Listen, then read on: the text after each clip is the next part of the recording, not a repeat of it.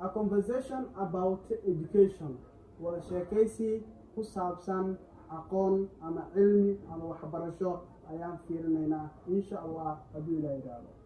Then wada sheekaysigani waxaa wada sheekaysanayaa dadkan aad u jeedin Aisha iyo John ayaa wada sheekaysanaya. Aisha waa gabar.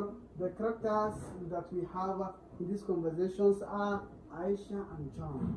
Dadka wada sheekaysanaya waxaa ka mid ah Aisha iyo waxaa ka mid ah John.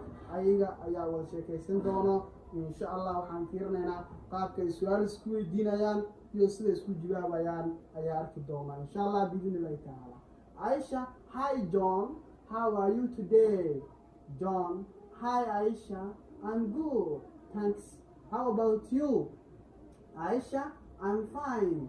I just finished my online class. John, oh really? What subjects was it? Aisha, it was English. We learned about grammar and writing. John, that sounds interesting.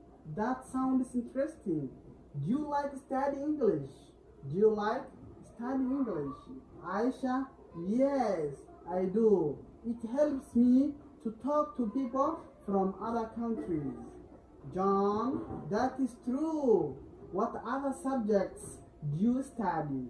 John, that is true. What other subjects do you study? Aisha, I study maths, science, and history too. John, which subject is your favorite?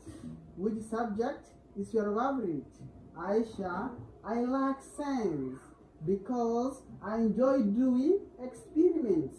What about you?